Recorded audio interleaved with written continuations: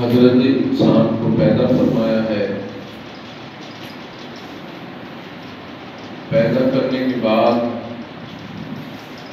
اللہ رب العزت نے اس کے اندر خیر اور شر کا مادہ رکھ دیا ہے. اللہ رب العزت نے اس کے اندر خیر اور شر کا مادہ رکھ دیا ہے. اسی لیے اللہ رب العزت قرآن کریم میں فرماتے ہیں فَأَلْهَمَهَا فُجُورَهَا وَتَقْوَاهَا. ہم نے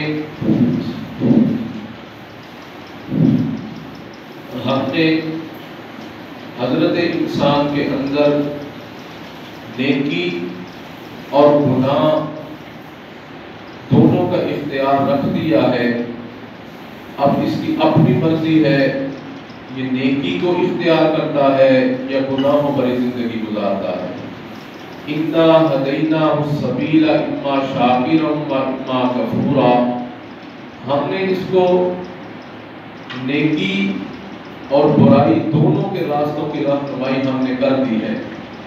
اب یہ ہدایت کے راستے پہ چلے گا تو اللہ رب العزت کی قربت کو پالے گا، اور اگر برائی کے راستے پہ چلے گا تو اللہ رب العزت سے دوری ہو جائے گی. اب دیکھیے جو مخلوق سراپا خیر ہے وہ فرشتے ہیں. جو مخلوق سراپا خیر ہے وہ فرشتے ہیں، اور جو مخلوق سراپا شر ہے وہ شیطان ہے. جو مخلوق سراپا خیر ہے وہ فرشتے ہیں، اور جو سراپا شر ہے وہ شیطان ہے. اور جو خیر اور شر کا مجموعہ ہے وہ حضرت انسان ہے. جو خیر اور شر کا مجموعہ ہے وہ حضرت انسان ہے. اب دیکھیے اللہ اکبر کبیرہ،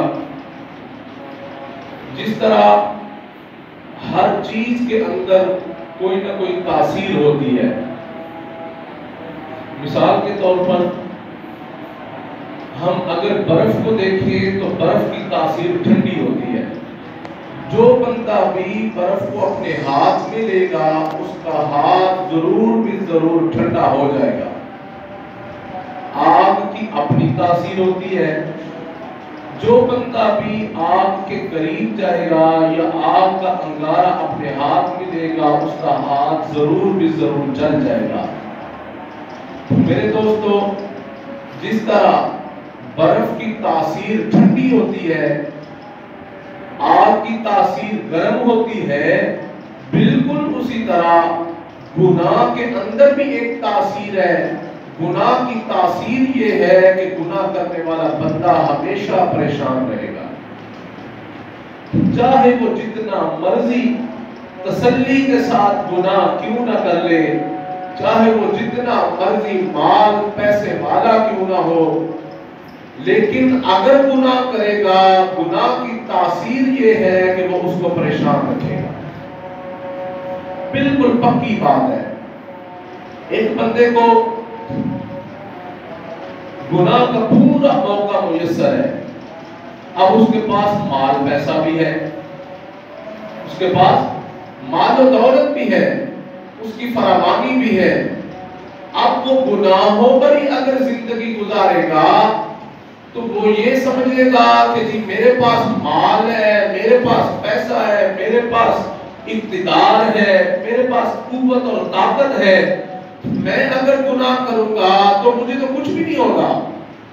لیکن میرے دوستو، ہم نے اپنی آنکھوں سے دیکھا ہے بندہ مالدار بھی ہوتا ہے، بندہ مالدار بھی ہوتا ہے، لیکن اگر وہ گناہوں پر ہی زندگی گزارتا ہے تو اس کی زندگی سے پریشانیاں ختم ہونے کا نام ہی نہیں لیتی۔ جی ہاں، کیوں؟ گناہ کی تاثیر پریشانی ہے۔ گناہ کی دوسری تاثیر، گناہ کرنے والا بندہ ہمیشہ بے سکون رہے گا، اس کی زندگی کے اندر سکون نام کی چیز آ ہی نہیں سکتی۔ ہم نے دیکھا ہے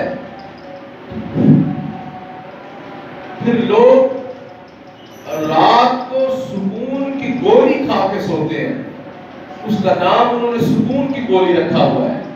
میں نے ایک دفعہ ایک بندے کو فون کیا تو مجھ سے کہتا ہے جی صبح بات کریں گے۔ میں نے کہا کیا ہوا ہے؟ کہتا میں نے سکون کی گولی لی ہوئی ہے۔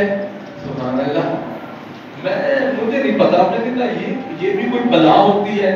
مجھے اس دن پتا چلا کہ کوئی گولی بھی ہوتی ہے جس کو سکون کی گولی کہتے ہیں، جب وہ بندہ کھا لے تو فوراً اس کو نیند آ جاتی ہے۔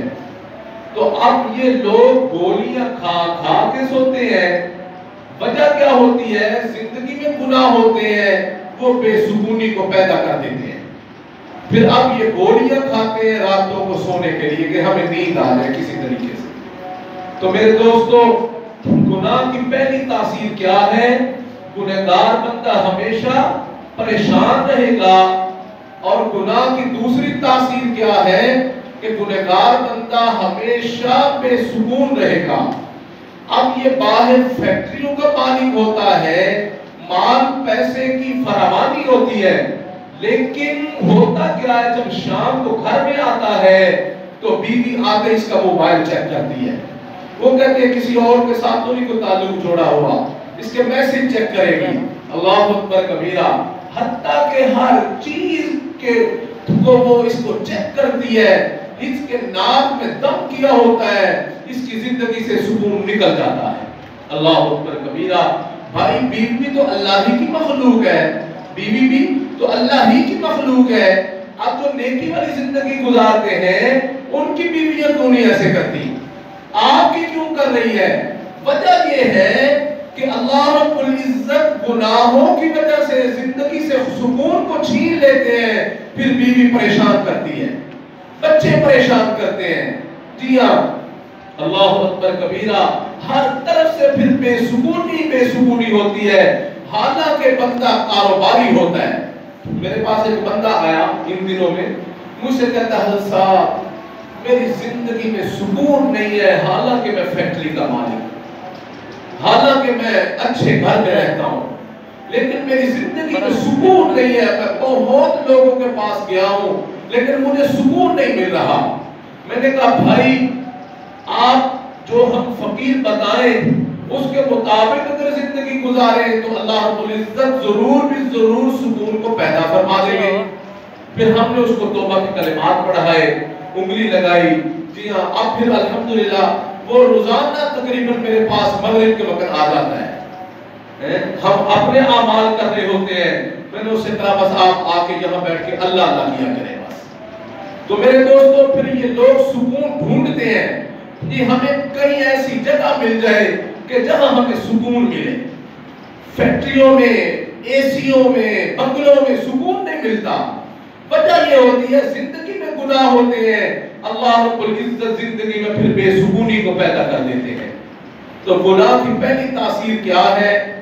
بندہ پریشان رہتا ہے. دوسری تاثیر کیا ہے؟ بندے کی زندگی سے سکون ختم ہو جاتا ہے. اور گناہ کی تیسری تاثیر ہے میرے دوستو کہ بندے کی زندگی سے اعمال صالحہ کرنے کی توفیق اللہ تعالیٰ چھین لیتے ہیں.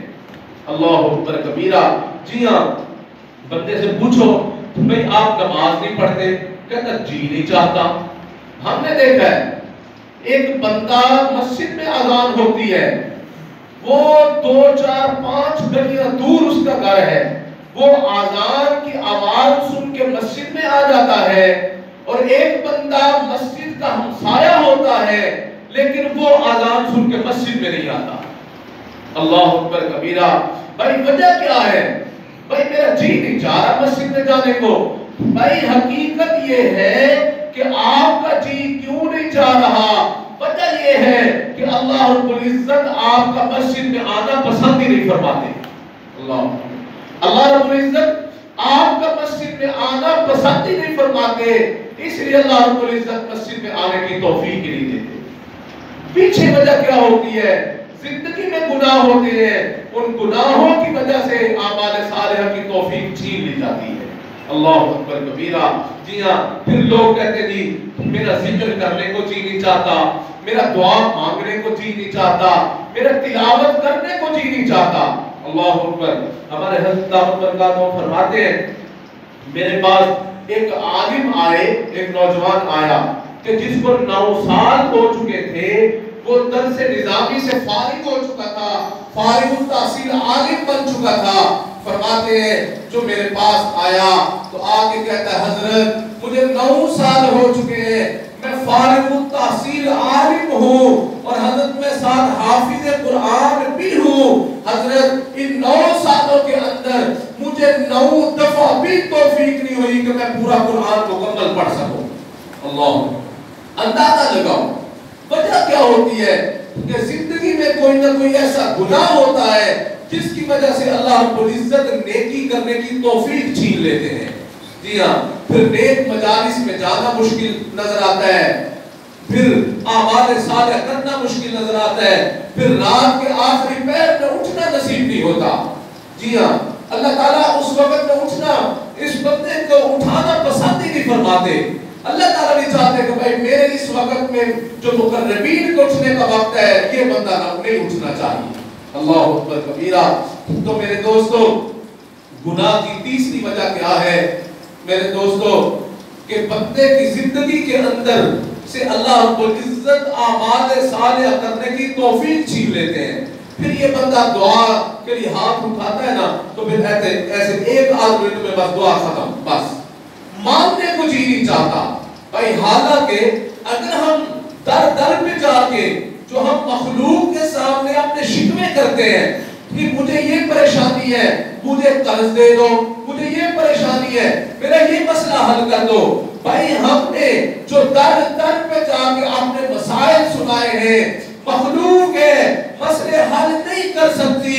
میرے دوستو وہ بندہ کہ جو در در پہ جاتا ہے، مخلوق کو جا کے اپنے مسائل بتاتا ہے، وہ بندہ ایک اللہ کے در پہ آ کے اپنے مسئلے نہیں بتاتا.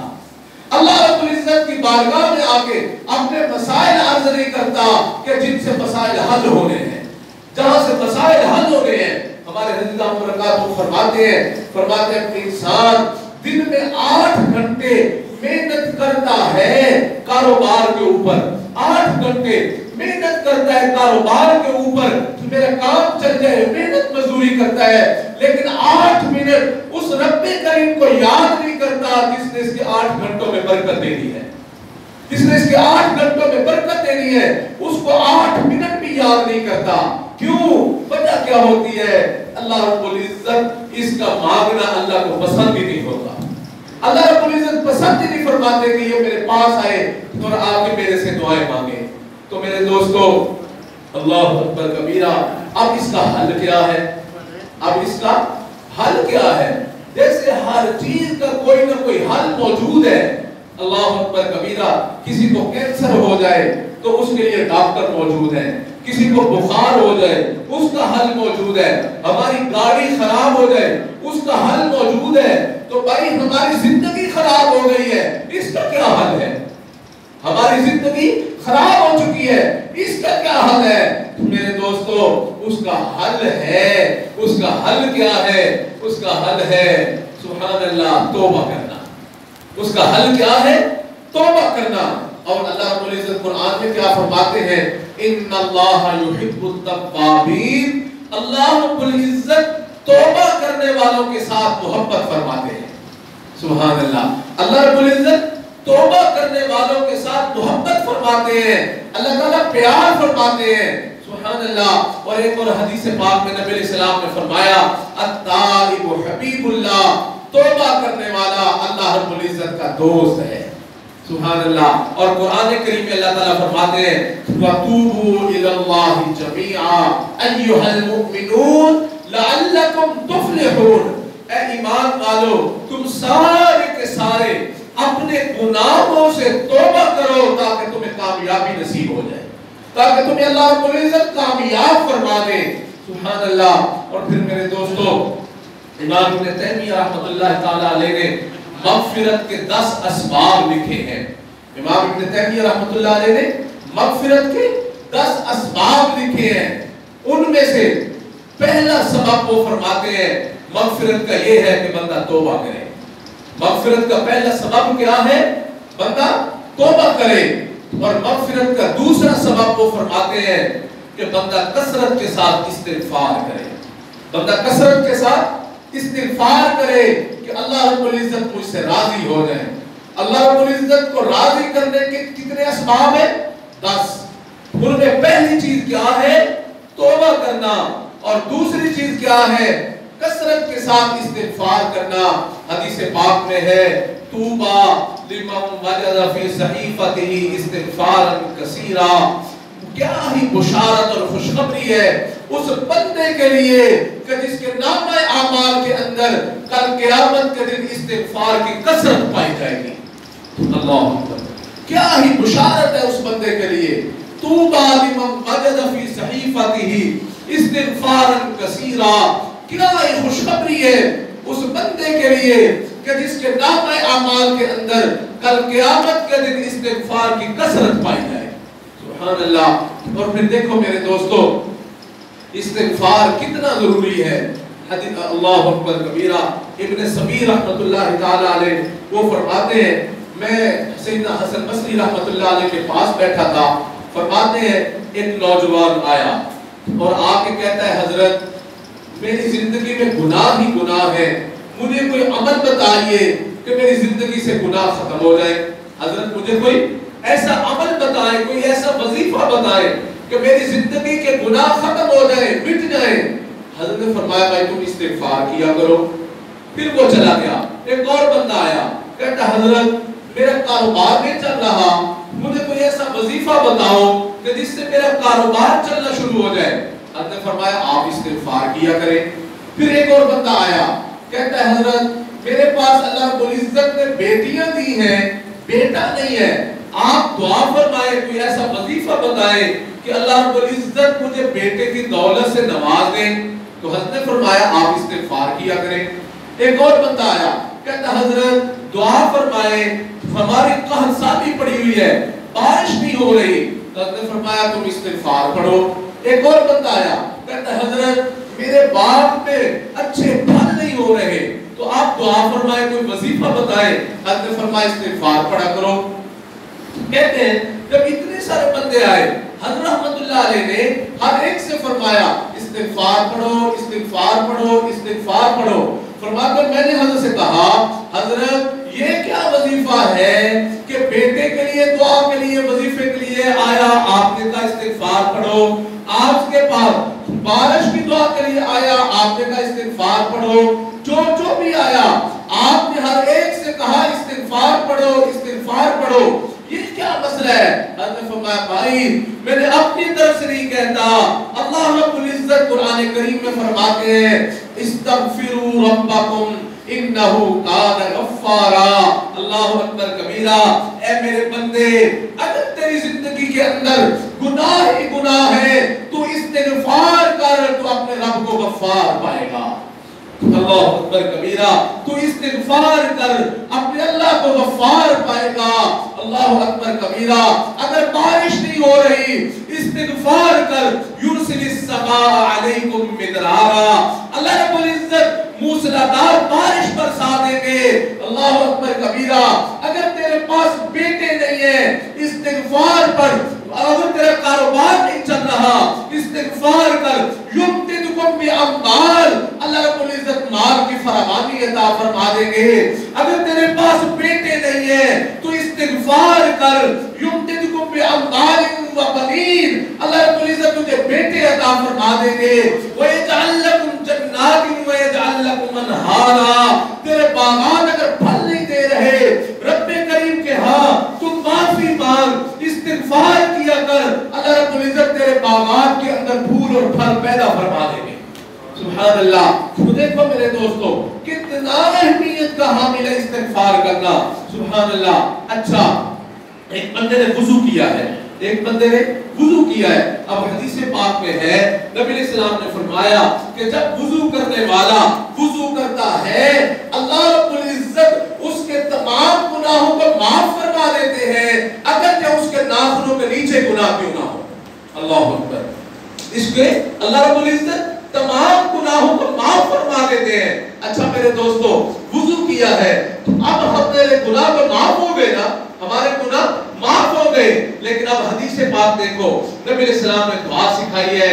फरमाया जब तुम वुजू करो, तो वुजू के बाद ये दुआ पढ़ा करो, सुब्हानकल्लाहुम्मा व बिहम्दिका अशहदु अल्ला इलाहा इल्ला अंता अस्तगफिरुका व अतूबु इलैक। अल्लाहु अकबर कबीरा। देखो वुजू के बाद क्या है, इस्तिगफार पढ़ो। सुभान अल्लाह। अच्छा जी, अब हमने नमाज पढ़ी है, अब नमाज बकायदा गुनाहों की माफी का जरिया है, नमाज बकायदा गुनाहों की माफी का जरिया है। लेकिन मेरे दोस्तों, अल्लाहु अकबर कबीरा, नबी सलाम का अमल है। मुस्लिम शरीफ की रिवायत है, नबी सलाम जब नमाज से सलाम फिर के फारिग होते, तो नबी सलाम एक मरतबा फरमाते अल्लाहु अकबर और 3 मरतबा फरमाते अस्तगफिरुल्लाह अस्तगफिरुल्लाह अस्तगफिरुल्लाह। अल्लाहु अकबर कबीरा। मेरे दोस्तों, क्या कोई गुनाह किया है? नमाज पढ़ी है, बड़ी नमाज है, लेकिन मेरे अल्लाह के हबीब सल्लल्लाहु अलैहि वसल्लम करते क्या है? नबी सलाम फरमाते हैं अल्लाह हमें माफ फरमा दे, अल्लाह हमें माफ फरमा दे, ए अल्लाह आप हमें माफ कर दीजिए। अल्लाहु अकबर कबीरा। अच्छा मेरे दोस्तों, फिर देखो तहज्जुद की नमाज पढ़ी है। सुभान अल्लाह, कितना बड़ा अमल है। अहलुल्लाह का शिआर है तहज्जुद पढ़ना, उनके आमाले सालिह में ये दाखिल है तहज्जुद पढ़ना। और नबी सल्लल्लाहु अलैहि वसल्लम को अल्लाह रब्बुल इज्जत फरमाते हैं मेरे हबीब आप तहज्जुद पढ़ा करें, इससे होगा क्या? असा यबअसका रब्बुका मकामम महमूदा। अल्लाह रब्बुल इज्जत आपको तहज्जुद पढ़ने की बरकत से मकाम महमूद अता फरमा देंगे। सुभान अल्लाह। देखो कितना बड़ा अमल है कि जिसके करने से मकाम महमूद नसीब हो रहा है मेरे दोस्तों। लेकिन कुरान क्या कहता है? कानू कलीलन मिनल लैली मा यहजऊन व बिल असहारी हुम यस्तगफिरून। सुभान अल्लाह। तहज्जुद के बाद भी इस्तिगफार है। सुभान अल्लाह। अल्लाहु अकबर कबीरा। अच्छा मेरे दोस्तों, एक बंदा हज के लिए गया है, एक बंदा हज के लिए गया है।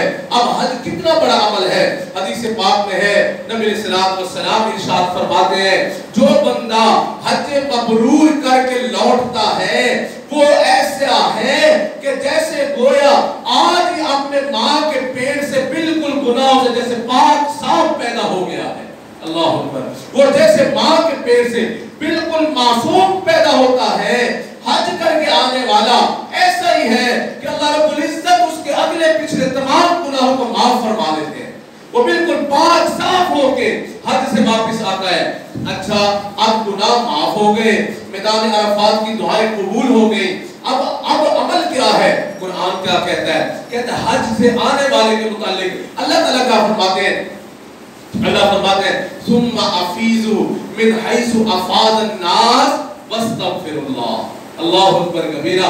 हाजी हज से आ रहा है, अल्लाह क्या फरमाते हैं, तेरे माफी हो गई है लेकिन फिर भी इस्तिगफार किया कर। अल्लाहु अकबर कबीरा। आप देखो दीन की दावत देना कितना बड़ा अमल है। नबी सल्लल्लाहु अलैहि वसल्लम दीन की दावत दे रहे हैं, दीन की तबलीग फरमा रहे हैं, लोग दीन में इस्लाम में चौक दर चौक दाखिल हो रहे हैं। अल्लाह ताला क्या फरमाते हैं, अल्लाह फरमाते हैं मेरे हबीब फसब्बिह बिहम्दि रब्बिका वस्तगफिर, मेरे हबीब आप अपने रब के नाम की तस्बीह भी पढ़ें और अल्लाह रब्बुल इज्जत के सामने इस्तिगफार भी किया करें। अल्लाह अकबर कबीरा। तो मेरे दोस्तों इससे अंदाजा होता है हमें कि इस्तिगफार कितनी बड़ी अहमियत का हामिल है। अल्लाह अकबर कबीरा। मेरे अजीजों, गुनाहों की माफी का पहला सबब क्या है? तौबा करना। गुनाहों की माफी का दूसरा सबब क्या है? इस्तिगफार करना। और गुनाहों की माफी का तीसरा सबब है अल्लाह रब्बुल इज्जत से अल्लाह की रहमत को तलब करना। अल्लाह अकबर कबीरा। अल्लाह रब्बुल इज्जत से अल्लाह रब्बुल इज्जत की रहमत को तलब करना। जी हाँ मेरे दोस्तों, अल्लाह अकबर कबीरा। नबी सल्लल्लाहु अलैहि वसल्लम सहाबा को दुआ सिखाते थे और कहते थे अल्लाह रब्बुल इज्जत से मांगा करो कि अल्लाह मैं आपसे आपकी रहमत का तलबगार हूँ और अल्लाह अपने गुनाहों से माफी का तलबगार हूँ। अल्लाह अकबर कबीरा। व अर्जा इंदी मिन अमली, अल्लाह मैं अपने गुनाहों से माफी भी मांगता हूँ और अल्लाह आपकी रहमत से आपकी रहमत का उम्मीद भी रखता हूँ। सुभान अल्लाह। और देखो मेरे दोस्तों, मेरे अल्लाह की रहमत कितनी है। सुभान अल्लाह। अल्लाह ताला अपने बंदों पर कितने मेहरबान है। अल्लाह कुरान में फरमाते हैं रहमती वसिअत कुल्ला शै, मेरी रहमत हर चीज के ऊपर इहाता किए हुए है। मेरी रहमत हर चीज के ऊपर इहाता किए हुए है। कतबा अला नफ्सिहि रहमा, अल्लाह फरमाते हैं हमने रहमत को अपने ऊपर फर्ज कर लिया है। हालांकि मेरे दोस्तों अल्लाह के ऊपर कोई चीज फर्ज नहीं है, अल्लाह रब्बुल इज्जत के ऊपर कोई भी चीज फर्ज नहीं है। लेकिन मेरे दोस्तों ये मेरे अल्लाह की मोहब्बत है अपने बंदों के साथ कि अपने बंदों को उम्मीद दिलाने के लिए अल्लाह फरमाते हैं कतबा अला नफ्सिहि रहमा, लोगों तुम्हारे रब ने अपने ऊपर रहमत को फर्ज किया हुआ है। इसलिए हज़रत क़ारी मोहम्मद तैयब साहब रहमतुल्लाह अलैह ने अपने खुतबात में लिखा है, वो फरमाते हैं कल क़यामत का दिन होगा जब मैदान माशर लगेगा, फरमाते हैं वहां अल्लाह रब्बुल इज्जत की रहमत का इतना ज़ुहूर होगा, इतना ज़ुहूर होगा, इतना ज़ुहूर होगा। फरमाते हैं कि एक मौका ऐसा भी आ जाएगा कि शैतान भी सर उठा के देखने लगेगा कि आज शायद मुझे भी माफ कर दिया जाएगा। अल्लाह अकबर कबीरा। इतना अल्लाह रब्बुल इज्जत की रहमतों का ज़ुहूर होगा। सुभान अल्लाह। और फिर देखो मेरे दोस्तों हदीस पाक में है एक बंदा मैदान माशर में अल्लाह रब्बुल इज्जत की बारगाह में पेश किया जाएगा हिसाब किताब के लिए। अब अल्लाह ताला क्या फरमाएंगे, मेरे रब की रहमतें देखो कितनी होंगी। सुभान अल्लाह। हदीस पाक में है अल्लाह रब्बुल इज्जत जब उसको अपने पास बुलाएंगे, इस बात को जरा ध्यान से सुनना, देखो मेरे अल्लाह की रहमतें कितने ठाठे मारते समंदर की तरह है। सुभान अल्लाह। हदीस पाक में है अल्लाह रब्बुल इज्जत उस बंदे को अपने पास बुलाएंगे और अपने पास बुला के अल्लाह ताला अपने और उस बंदे और मखलूक के दरमियान एक पर्दा तान देंगे। अल्लाह रब्बुल इज्जत अपने और वो बंदा ऐसे आमने सामने होंगे ना, और अल्लाह रब्बुल इज्जत पीछे मखलूक सारी देख रही होगी। अल्लाह रब्बुल इज्जत ऐसे पर्दा तान देंगे, जो रहमत का पर्दा ऐसे डालेंगे। अल्लाह अकबर कबीरा। अब फरिश्तों से फरमाएंगे इसका नामा अमाल खोलो। जो नामा अमाल खोला जाएगा उसमें गुनाह ज्यादा होंगे, नेकियां कम होंगी। उसमें गुनाह ज्यादा होंगे, नेकियां कम होगी। अल्लाह अकबर कबीरा। हत्ता के फैसला हो जाएगा कि इस बंदे के गुनाह ज्यादा है, नेकियां कम है, अब इसको तो जहन्नम में डाला जाए। अल्लाह अकबर कबीरा। मेरे दोस्तों जब फरिश्ते उसको जहन्नम की तरफ ले जाने लगेंगे, अल्लाह ताला फरमाएंगे नहीं ठहर जाओ, ठहर जाओ, इसकी एक नेकी हमें पता है जो तुमने यहाँ दर्ज नहीं की है। कहा जी या अल्लाह वो कौन सी नेकी है? अल्लाह फरमाएंगे इसने एक मर्तबा अपने घर में बैठे हुए तन्हाई में बैठ के मेरे नाम को मोहब्बत के साथ लिया था। अल्लाह अकबर कबीरा। इसने मेरे नाम को मोहब्बत के साथ लिया था। जाए, जब उस नेकी को दर्ज करके तोला जाएगा, गुनाहों का पलड़ा हल्का हो जाएगा, नेकियों का पलड़ा भारी हो जाएगा। अल्लाह अकबर कबीरा। रब्बे करीम फरमाएंगे इसको जन्नत में ले जाओ। आगे बात सुनने वाली अब मजे की है, सुभान अल्लाह। जब वो पर्दा हट जाएगा, पर्दा हट जाएगा, सुभान अल्लाह, अब जो मखलूक उस बंदे को देखेगी, जो उस मखलूक उस बंदे को देखेगी, मखलूक उसके ऊपर रश्क कर रही होगी, वो सो कहेंगे सुभान अल्लाह, ये तो कैसा नेक बंदा है कि जिसके नामे आमाल में मां सिवाय नेकियों का कुछ निकला ही नहीं है। अल्लाह अकबर कबीरा। मेरे दोस्तों, रहमती वसिअत कुल्ल शै, कतब अला नफ्सिहि रहमा। अल्लाह अकबर कबीरा। कैसा करीम है परवरदिगार, सुभान अल्लाह। अल्लाह अकबर कबीरा। हदीस पाक में है, क़यामत का दिन होगा, दो बंदे अल्लाह रब्बुल इज्जत की बारगाह में खड़े किए जाएंगे। अल्लाह रब्बुल इज्जत उनके जब आमाल को देखेंगे तो इतने नहीं होंगे कि जन्नत में जा सके। अब अल्लाह रब्बुल इज्जत एक बंदे से फरमाएंगे, मेरे बंदे जा तू जहन्नम में चला जा। अब अल्लाह की शान, जब वो चलेगा, एक कदम उठाएगा, पीछे मुड़ के अर्श की तरफ देखेगा, फिर कदम उठाएगा, फिर पीछे मुड़ के अर्श की तरफ देखेगा, फिर कदम उठाएगा, फिर अर्श की तरफ देखेगा। अल्लाह रब्बुल इज्जत अपने फरिश्तों से फरमाएंगे, मेरे फरिश्तों, इसको मेरे पास वापस लाओ। जब फरिश्ते वापस बुला के लाएंगे, अल्लाह रब्बुल इज्जत उससे फरमाएंगे, मेरे बंदे, हमने कहा जहन्नम में चला जा, तू जहन्नम में तो जा रहा था, लेकिन जो कदम उठाता, पीछे मुड़ के हमारी तरफ देखता, फिर कदम उठाता, फिर मुड़ के हमारी तरफ देखता, फिर कदम उठाता, फिर मुड़ के हमारी तरफ देखता, ये क्या चीज थी, क्या पीछे की तरफ तू देखता था? वो बंदा कहेगा, अल्लाह मेरे मौला, मैंने जिंदगी के अंदर दुनिया में गुनाह ही गुनाह किए अल्लाह, लेकिन तूने मेरे हर गुनाह के ऊपर रहमत का पर्दा डाल दिया अल्लाह, मुझे मखलूक में रुसवा न किया अल्लाह, मैंने दिन में गुनाह किए, तूने रहमत का पर्दा डाला अल्लाह, मैंने रात में गुनाह किए, तूने रहमत का पर्दा डाला अल्लाह, मेरी जिंदगी में गुनाह ही गुनाह किए, लेकिन अल्लाह तूने मुझे मखलूक में बेइज्जत नहीं किया अल्लाह, मुझे रुसवा नहीं किया अल्लाह।